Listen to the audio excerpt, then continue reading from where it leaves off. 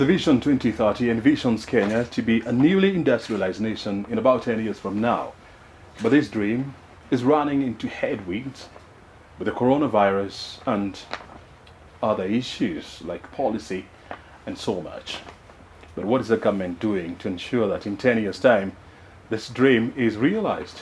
Joining us on Inside Government is Lawrence Karanja. He's the Chief Administrative Secretary at the Ministry of Industrialization, Trade and Enterprise Development. Thank you so very much indeed for joining us in time.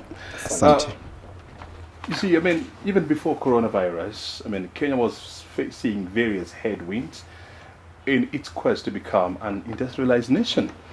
How is coronavirus likely to compound the situation?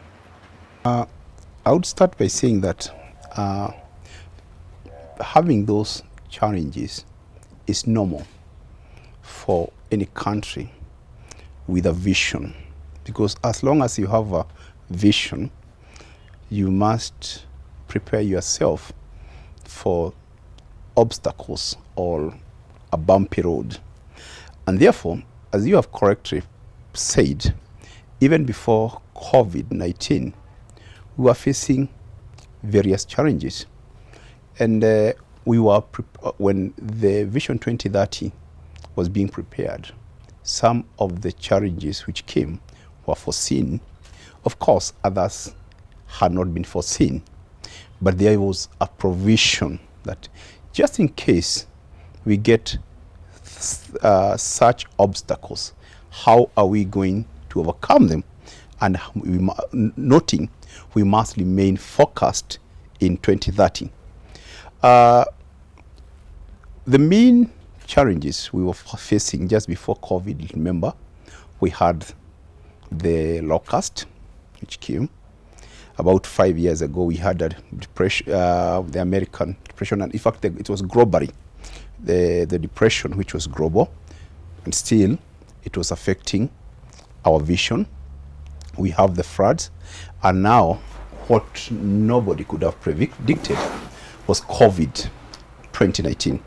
And I must admit, it has affected our vision, but we still remain committed that by 2030, we still achieve our vision. The question is, how shall we tackle this this obstacle which we had not predicted? As you've said, we have 10 years to go, but I must take you to where we started from 2010 as a manufacturer, especially in the manufacturing sector, because what we did, we developed the white paper on manufacturing, and in the white paper we looked at first we looked at we looked at the strategy to apply, and we developed a strategy, and we looked at what were the opportunities which were available. Then we went to the implementation. Who shall we implement it? And then once it is implemented, how shall it be sustained? And the white paper you're talking about, are you also referring to the session of paper number 9? That formed the national industrialization policy framework. We have the industrialization policy and the manufacturing white paper, and they borrow. They are closely related because they have borrowed from each other. So an implementation of one is also the implementation of the second one. So we looked at all those, and we found that there's various prayers. One, we had to look at the opportunities to be created and the prayers. We realized there was the small and micro entrepreneurs, those are the SMEs, and we realized that those were to be key prayers. Then we looked at other people who are to come and invest in Kenya, and that is why we looked at creating special economic zones and export processing zone. We were looking at those, and then we were to find out to look for market for all these. that is locally and externally. Looking at the investors who are to put up large factories, that's the first thing we did was to set the export promotion zones. And if you look at where we were in 2010 and where we are today, in terms of the infrastructure, in terms of the factory, quite a number of factories have come in the export processing zone, under the export processing zone authority. And we have increased our export, especially on the textile. It has grown about 5 times from 2010 to where we were last year. And we have been taking advantage of the AGOA, that is African Growth and Opportunities Act, that is the agreement between Africa and America to assess their market. And that has been a major market for our EPZE, where you have been exporting apparels, textiles and apparels. We have the small and micro entrepreneurs who have continued growing, and with the support of the government have been supporting them in various ways, including financing, that is affordable financing, and assisting others to get the market both locally and externally. Just before you proceed, I mean, yes, allow me to respond to this. Yes. You're talking about an exponential growth yes. of industries yes. in this country in the last 10 years. Yes. But when you look at statistics, yes. even from the Kenya National Bureau of Statistics, yes. even from Kenya Association of Manufacturers, yeah. I mean, you see that the manufacturing sector has somehow stagnated in the last 10 years. And actually not stagnated, but it has somehow fallen from about 12% in the year 2010 to around 10% even as we speak now. Would you say this is a growth, or what is growth to you? You're looking at it in terms of percentage Mm-hmm. of what it has contributed to the GDP. To the GDP, yes. But if you look at it in terms of the actual figures, in 2010 we were at about 400 billion. In 2019 we are at almost 700 billion shillings. Yes. In terms of export, whatever we are exporting. Whatever this is the export market. Yes.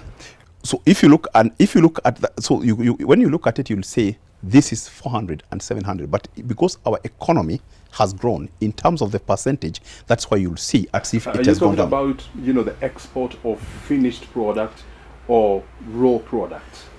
I'm looking at both finished and raw product. But if you look at the finished, I was giving you an example in textile and apparel. We have grown by about 5 times what we were exporting in 2010 to what we exported in 2019.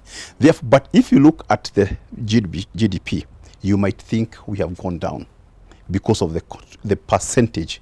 But in terms of figures, we have actually grown. Figures in terms of export, are we talking about even locally? The export market has expanded. Our yes, export portfolio has expanded. And it is still expanding. And but our export market is not only made up of finished good. Actually, when you look at almost 70% of our export products are raw material. From horticulture to coffee to tea and so much. When you talk about, I was talking about in terms of what we exported from the manufacturing sector. You see, tea, coffee, etc. That is agriculture, and they have also grown. But if you look at the export in terms of finished good, there has been growth. There is what we would call the secondary product. Exactly. So how comes we do not see, the same being replicated, at the GDP, at the manufacturing's contribution to Kenya's GDP? There is also, I would say, misconception of what is in manufacturing, because people would look at manufacturing in terms of people in large industries. But you don't realize that the people in the jewelry sector, they are also in manufacturing, because anyone who is adding value to a product, if you take timber and you go and do chairs, tables, etc., you get some raw materials and you do desk, tables and you sell them. Would you not call that person to be in manufacturing? Anybody who is in value addition. But people look at manufacturing from a different angle, that they look at it, big company with thousands and thousands or hundreds of people, but you don't know that there are what you can call a factory, but it has employed 3, 4, 5 people. So those are the people who are in the informal sector, but strictly speaking, they are in the manufacturing sector. When you talk to the Kenya Association of Manufacturers, Yes. The Kenya Private Sector Alliance, Yes. They will tell you that even though significant steps have been made towards making Kenya a conducive manufacturing hub, yes. They will also point out the fact that we're also losing significant grounds to newcomers, and they will give you an example of Ethiopia. And one of the components being discussed is the question of, number one, the infrastructure, and number two, the cost of electricity in this country. Notwithstanding the fact that we have seen a significant reduction of the cost of energy in this country in the last 4 years. Do you if you concur with ask them? the Kenyan Association of Manufacturers, and we have sat with them and discussed that point, the main reason why they have said some people have shifted from their basis from our country to some of the neighboring country is not because of electricity. Some of them are saying that the cost of labor in Kenya is what is affecting that. But we have gone further and evaluated the cost of labor and the productivity per person. In some of those countries, one Kenyan is doing what 3 people are doing. And some of those people who have gone there have already come back because they had checked that in some country they pay what is equivalent to $1 per day. That is the wage, the daily wage. In our Kenya, it is in fact, it's about, they pay in one of our neighboring countries $1.50 per day. In our country, it is above $4. So they were going there because they were looking at just one aspect. But eventually, looking at the productivity of our people, it is the highest in the region. It's about 11%? Sorry? It's about 11%? Yes. So they said that they had gone there because of energy and labor. If you look at our tariffs, as you have rightly pointed out, our energy tariffs have significantly gone down, and we are still going down because we are investing in new sources. For instance, there is substantive investment in wind power, substantive investment, of course, in geothermal, and substantive investment in solar. When we take all that green energy, I am certain the cost of energy will go significantly down. And with that, coupled with the productivity of our people, I want to believe we'll become very competitive. And even now, we are still a competitive source. Yes.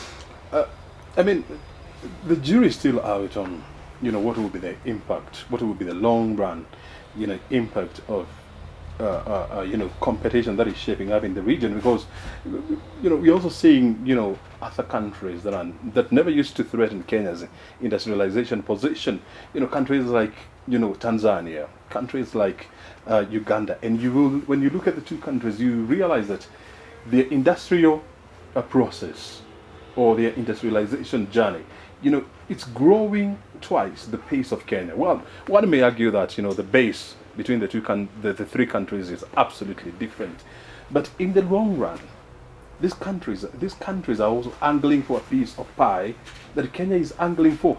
Do we have a clear strategy on how we are going to reclaim our position as the preferred and the regional industrial kingpin in East Africa, in the greater horn of Africa? One, it is not reclaiming because you haven't lost it. But we are losing it. We are not, and I can assure you, we are not going to lose it. But the competition has intensified. And what we, as the Ministry of Industrialization and the government of Kenya, we are doing, we are putting up strategies to make sure that first, our products are competitive in terms of quality and the costing, because we also compete globally in terms of quality, because you'll agree with us that the quality of our products is quite high compared. But even if you are saying that we are competing, I'll give you an example of pharmaceutical. In the region, we have about 68 pharmaceutical companies in the East African community. 68. But half of those are in Kenya. 34 of them are in Kenya. So we are still taking 58%. We take 50%. Therefore, and you find the people you are saying that they are setting up factories, it is the people who have a parent company in Kenya, they go and set a branch there. It doesn't mean that it is because we are not competitive. It is because for their own business interest. But we are also looking up for new markets. That is the other thing. We are not just looking at the traditional markets we have been having. And because the market is becoming more competitive, because the moment we removed the trade barriers within the East African community, you realize, and as I said, we are more developed. Therefore, our cost of labor is a bit high. Some people would prefer to move to our neighbors where they think the cost of labor is lower and make their production there. But we still have to make our product competitive, and that's why we said we want to drive on quality and new market. And I will give you an example of in the new market. We are doing PPEs now, okay? We are the leader in the region. Just the other day, we have already received, our manufacturers have started receiving orders from just some our members of the East African community and the Middle East. So we are looking at it that our market shall not, we must compete with our neighbors in the East African community, but we must also look for market for our product in the wider region. Because even there is also, you know, what we can call the transfer of technology. There is free movement of human from those countries. So when they come here, some of them, they learn the technology, they go and they are employed in their country. So our other strategy is to look outside the East African community, but we must also protect our market within the community. You know, when you go through, or when you study the session or paper number 2 Yes. on industrialization policy Yes. of 1997, Yes. you know, it had laid out, you know, specific measurable achievements that were supposed to be put in place, Yes. to ensure that, you know, Kenya leapfrog from, you know, an industrialization country into a mid-level industrialized country. Of course, that never happened because of various factors, like corruption, you know, the cost of energy, poor infrastructure, and so much. And when the new administration of NAC came into power in 2003, 4 years down the line, they developed the National Industrial Policy, which was finalized in 2007. And it had laid out specific achievable targets, you know, like lowering the cost of energy, you know, investing in infrastructure, you know, improving the labor relations here in Kenya. We know at that period, industrialization grew pretty fast. But at some point, there was a dip, especially after the post-election violence. Now we are talking about the Big Four agenda, and one of them is on a manufacturing agenda. Here we are again. Now we are faced with multiple issues, you know, like coronavirus. You know, the world is also looking at a severe depression because of the coronavirus.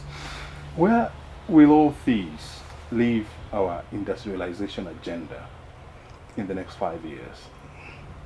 I would first of all say this. As you have said, when we set when the government looked at what was supposed to be achieved within some period, you'd agree with me, as you pointed out earlier, the cost of energy has substantially gone down.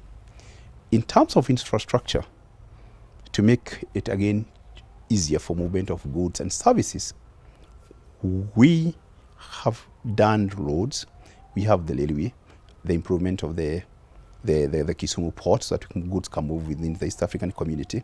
We are there with the Lamu port, which is being done.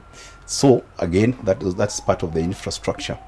On the issue of labor relations, and it's good we notice that we are among the few countries which are compliant when you go to the global market, because some of our suppliers demand minimum conditions in terms of labor, that you must have this and these facilities, you must pay this and this as a minimum wage for you to access our market.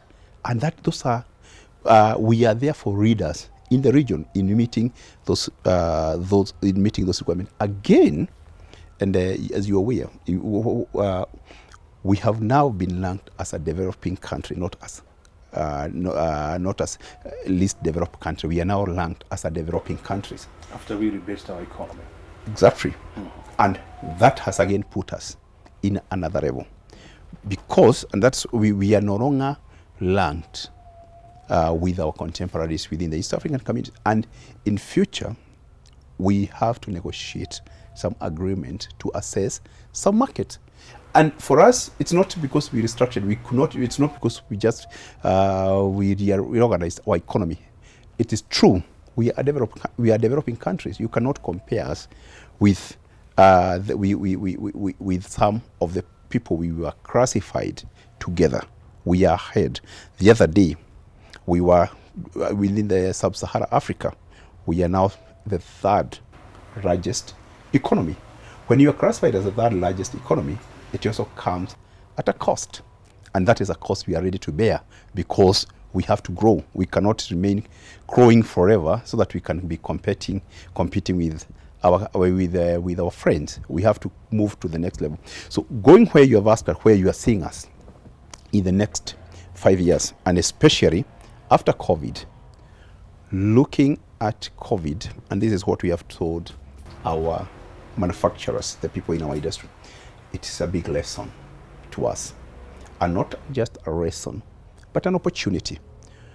Remember, for the last, now this is the third month, where there is a limitation of movement of goods and services.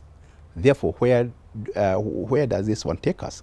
It is to ask the people in the manufacturing sector to look at it and realize that there is a huge market internally and within the region.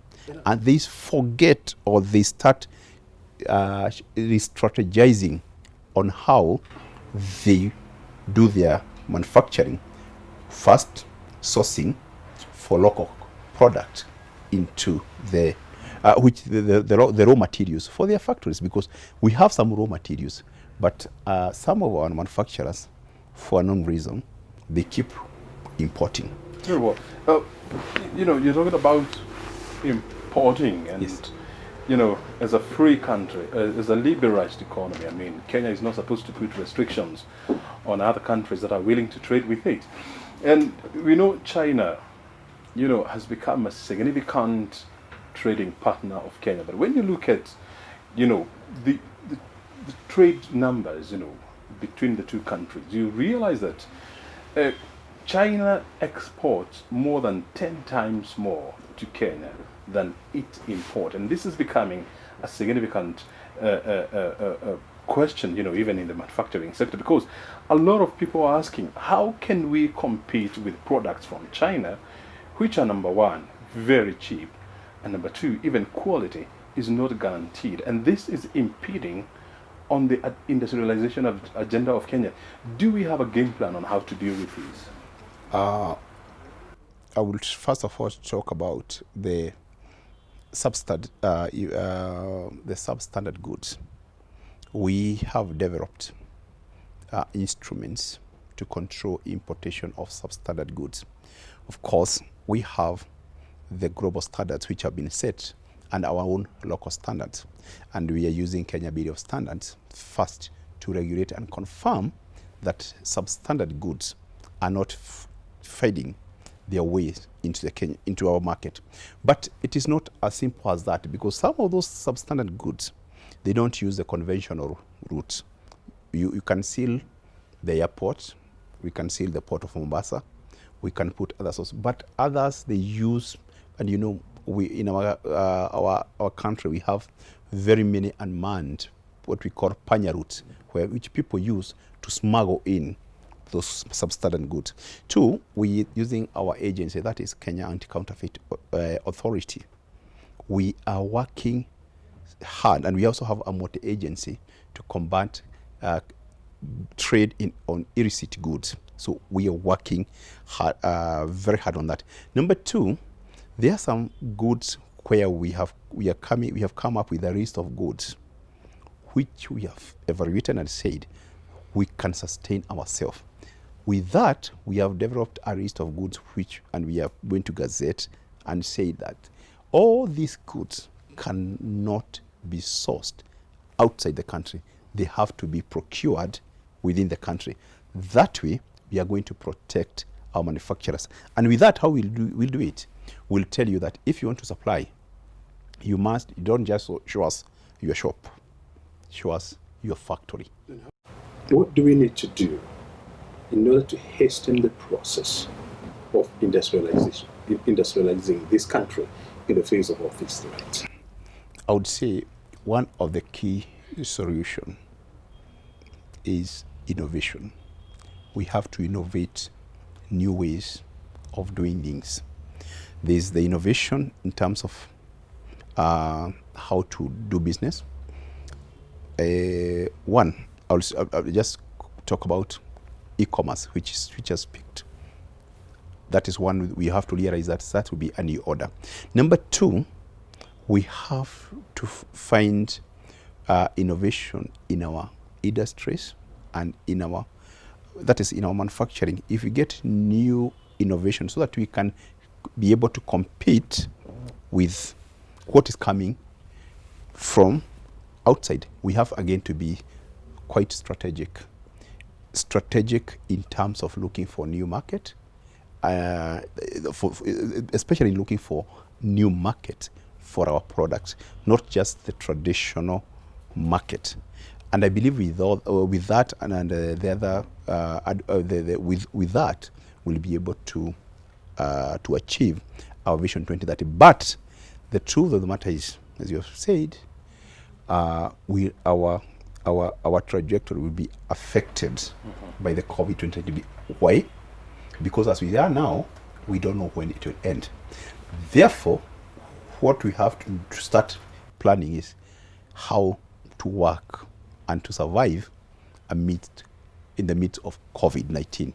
Otherwise, if we say that we'll wait until it goes, it will be very, very difficult. So I'm pleading with our manufacturers, can you come with strategies on how you can continue with your business, you can continue with your work in the midst of this COVID-19. And that's why I'm saying it requires a lot of innovation. Very good. Yes.